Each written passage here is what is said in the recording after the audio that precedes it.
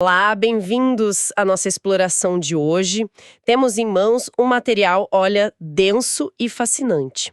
São trechos da obra Os Judeus na História da Rússia, de Marcos Margulis.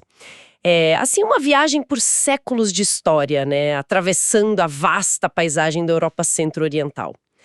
A nossa missão aqui é investigar as complexas relações entre grupos, as estruturas sociais bem particulares e as forças históricas que acabaram definindo a vida das comunidades judaicas nessa região, que foi tão conturbada. E sempre, claro, nos baseando estritamente no que o material nos apresenta. Para começar, o próprio autor nos dá uma lente interessante, né? A ideia da história como uma busca humana meio que pela imortalidade. Uma forma de transcender a finitude, criando deuses, ideias, mitos. Exatamente. E o Margulis, ele introduz um conceito fundamental logo de cara, a tal da consciência de supremacia grupal, sabe? Sim, A noção de que um grupo se vê como superior. E isso acaba servindo de justificativa para manter essa suposta superioridade. E o que acontece? Isso transforma ideias em mitos coletivos, muitas vezes, assim, irracionais, né? Que se cristalizam como preconceitos que duram, nossa, muito tempo. entendi. O trabalho dele se propõe a mostrar como as tensões do século XX são, em muitos aspectos, ecos, sabe, de padrões estabelecidos séculos antes. E a Europa Centro-Oriental ali servindo como um caldeirão mesmo, de culturas, ideologias, conflitos. Certo. Então, vamos começar a desembrulhar essa história. Partindo de alguns contextos que o material traz sobre a formação da Rússia, né? Fala um pouco dos varegues e uma visão do Estado russo primitivo quase como uma empresa guerreira, com fins econômicos. Uma ideia que ele pega do Werner Sombart. Isso. E essa mentalidade expansionista, ela é apresentada como algo antigo, persistente mesmo. O texto destaca um patriotismo russo que parece até anterior às fronteiras bem definidas, sabe? Ele cita o príncipe Sviatoslav, lá por 970, falando para os guerreiros: morramos, mas não desonremos a terra russa. Uau! Uma lealdade à ideia de terra russa, né? Onde quer que ela estivesse ou pudesse vir a estar. Essa noção de terra russa mais fluida e a ideia de expansão parecem ser fios condutores importantes aqui. De fato, o Margulis aponta para uma crença antiga, quase uma profecia, de que os russos eventualmente dominariam Constantinopla. Ah, sim. Esse objetivo estratégico, segundo ele, teria persistido por séculos, influenciando políticas russas até, olha só, no século XX em relação ao Oriente Médio. É interessante ver como narrativas de tão longo prazo são apresentadas como forças que moldam a história, né? Com certeza. E nesse cenário de formação, de expansão, surge um povo que desperta muita curiosidade: os Khazares. O material descreve eles como um povo turcomano da Ásia Central que toma uma decisão bem surpreendente para a época. Sim, a adoção do judaísmo como religião oficial, isso por volta do ano 740 d.C. O texto se baseia em fontes conhecidas, né? Tem a correspondência entre o rei Khazar, o José, e o Hasdai ibn Shaprut, que era uma figura importante lá na Córdoba do século X. Certo. Tem o livro Sefer HaKuzari, do Yehuda Halevi, escrito séculos depois, mas que coloca a conversão nessa época.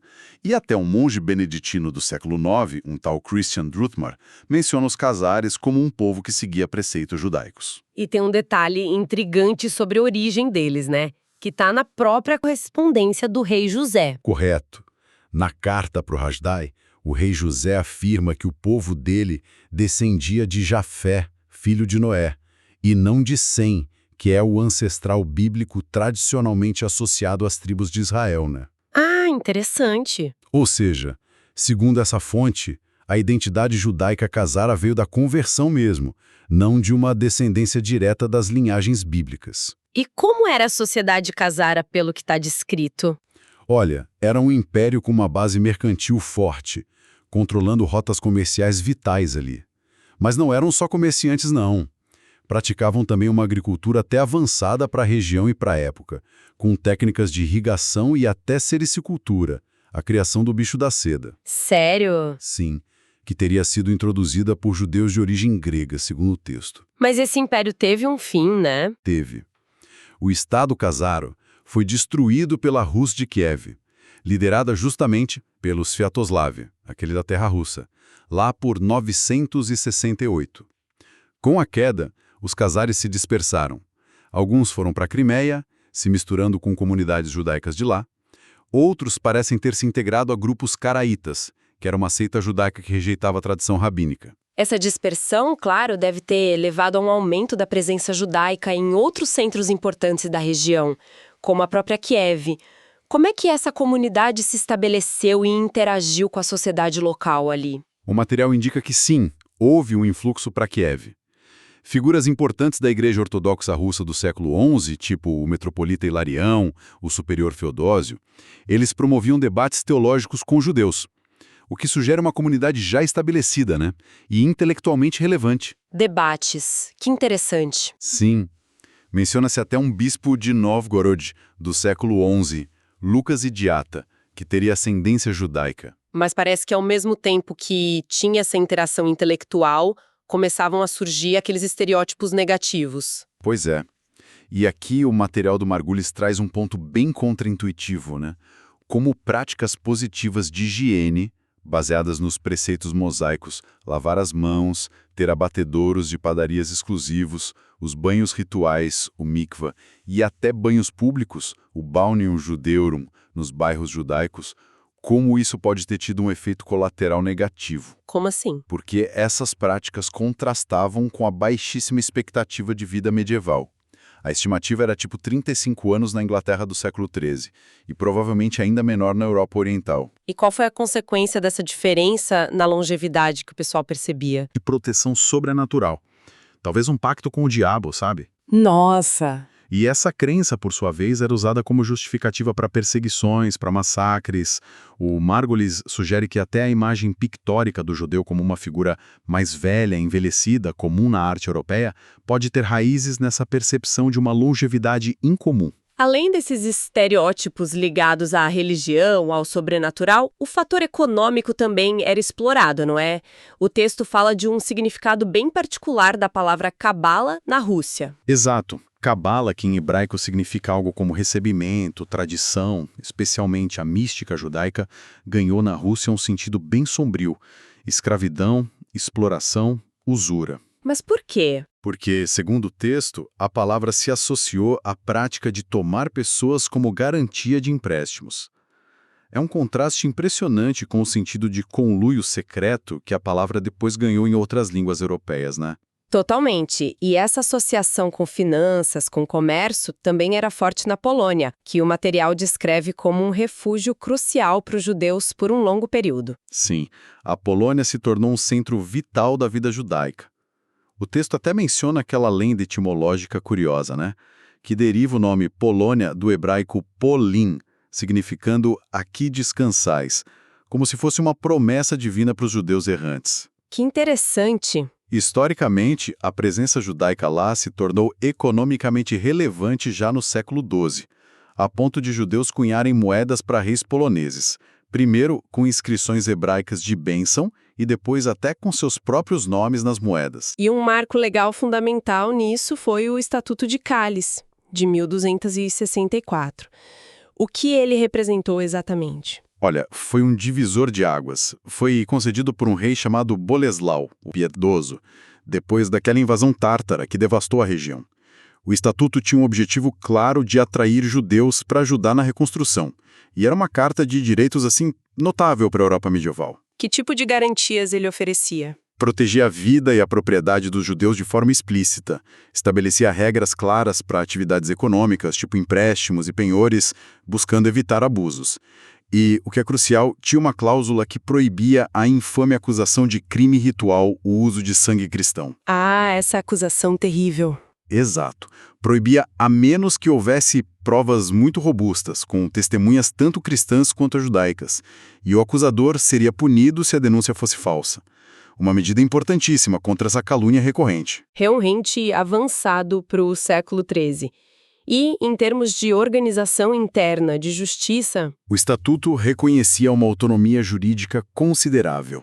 Disputas internas eram resolvidas por um juiz específico, o Iudex Iudeurum, que era assessorado por judeus. Juramentos sobre a Torá, Só eram exigidos em casos de grande valor. E, significativamente, os judeus eram isentos de julgamentos por ordalho ou tortura. E também não podiam ser processados por crimes contra a honra, o que reflete bem a separação social da época. Essa autonomia parece ter sido a base para uma estrutura ainda mais complexa que surgiu depois, né? Sem dúvida. Essa autonomia local, ela culminou lá em meados do século XVI, na formação do Vaad Arba Aratzot, o Conselho dos Quatro Territórios, que unificava as principais comunidades judaicas da vasta República Polono-Lituana. Era, na prática, um parlamento judaico. Um parlamento, mas com que tipo de poder? Tinha líderes regionais, o Shoshé Medinot, tinha um tribunal superior, intérpretes da lei, os poskim. Esse conselho regulava quase tudo da vida judaica. Impostos, economia, religião, educação, assistência social. O Margulis descreve como um verdadeiro Estado judeu dentro da Polônia. Uma estrutura super organizada, centralizada, que governava como autoridade quase absoluta sobre as comunidades. O que é irônico, né? Dentro de um Estado polonês conhecido justamente pela resistência ao absolutismo. Então, era quase um governo paralelo, com sua própria burocracia e sistema fiscal. Isso deve ter criado uma dinâmica bem complexa com o Estado polonês, imagino. Como essa estrutura se financiava? Exatamente. O financiamento vinha de um sistema fiscal interno, incrivelmente abrangente, com impostos sobre quase tudo, propriedades, renda, consumo, taxas comunitárias, taxas de proteção, até taxas especiais para ajudar vítimas de perseguições ou para pagar subornos a autoridades externas, a chamada taxa judaica. Uau! Isso sustentava a Kehilá, a comunidade local, com seus líderes eleitos, funcionários pagos, incluindo o rabino que geralmente vinha de fora e tinha um papel central na justiça, na administração. Isso indica uma organização interna muito forte, mas imagino que também um controle social intenso. Sim, a solidariedade interna era fundamental para a sobrevivência do grupo, claro. Mas vinha junto com um controle rigoroso. O texto menciona, por exemplo, leis severas contra falidos, porque o comportamento individual podia ter consequências negativas para toda a comunidade perante a sociedade maior, né? Faz sentido. As próprias comunidades controlavam o crédito, o que acabou levando à formação de uma oligarquia de famílias ricas. Algo que o Margulis compara à própria estrutura oligárquica da nobreza polonesa, a Szlachta. E como a cultura e a língua se encaixavam nesse cenário de autonomia e, ao mesmo tempo, separação? A cultura era profundamente religiosa, centrada no estudo do Talmud, com grande valorização dos eruditos. Linguisticamente, predominava o bilinguismo. O hebraico era a língua da religião, da lei, da administração comunitária. E o Yiddish era a língua do dia a dia. Ah, o Yiddish. O Yiddish, como explica o material, surgiu lá na região do Reno, na Alemanha medieval, da fusão do hebraico e latim falado por judeus com dialetos alemães, e era escrito com caracteres hebraicos. Ele migrou para o leste junto com os judeus e foi absorvendo palavras eslavas no caminho. Essa barreira linguística, somada à autonomia administrativa e às diferenças religiosas, deve ter reforçado bastante a separação entre as comunidades, né? Com certeza. O Margulis ressalta que essa separação era também cultural. A literatura judaica, em hebraico ou Yiddish, focava em temas bíblicos, em Jerusalém, em heróis como o rei Davi. Já a literatura polonesa celebrava locais e heróis guerreiros poloneses. Essa falta de universo cultural compartilhado, segundo o autor, foi um fator que contribuiu para as tensões e para os conflitos que viriam depois. E esses conflitos chegaram de forma, assim, devastadora. O texto descreve com detalhes chocantes a revolta cosaca de 1648, liderada pelo Bohdan Chmielnicki. Foi um cataclismo. O que começou como uma disputa pessoal do Chmielnicki virou um levante massivo de cossacos e camponeses ucranianos ortodoxos contra a nobreza católica polonesa que dominava a Ucrânia. E os judeus foram apanhados bem no meio disso, sendo um alvo principal. Por quê? Eram vistos como agentes dos nobres, porque muitos atuavam como arrendatários de terras, de tavernas ou de direitos de coleta de impostos em nome da nobreza polonesa naquelas regiões. A violência descrita pelo cronista Nathan Hanover, que é citado no texto, é aterradora. É brutal. O Hanover, que foi testemunha ocular, descreve massacres em massa, torturas indizíveis, profanação de sinagogas. Ele estima que centenas de comunidades foram dizimadas e talvez 100 mil judeus tenham sido mortos. Embora os números exatos sejam debatidos, né? Meu Deus. Mas é importante lembrar que a violência foi extrema contra todos que eram percebidos como opressores. Nobres poloneses de clérigos católicos também sofreram terrivelmente. E essa revolta foi só o começo de um período ainda mais sombrio para a Polônia, que ficou conhecido como o Dilúvio. Exatamente. A Polônia, já enfraquecida, foi invadida por todos os lados. Suecos, russos, prussianos, transilvanos. Foi um período de anarquia, de destruição generalizada. Os suecos, em particular, pilharam o país sem dó.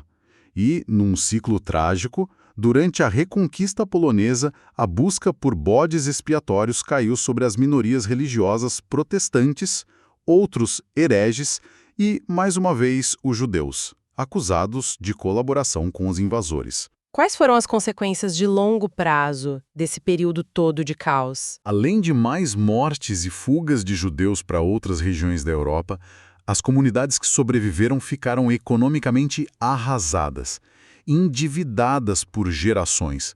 Suas fontes de renda foram destruídas, dívidas antigas foram cobradas.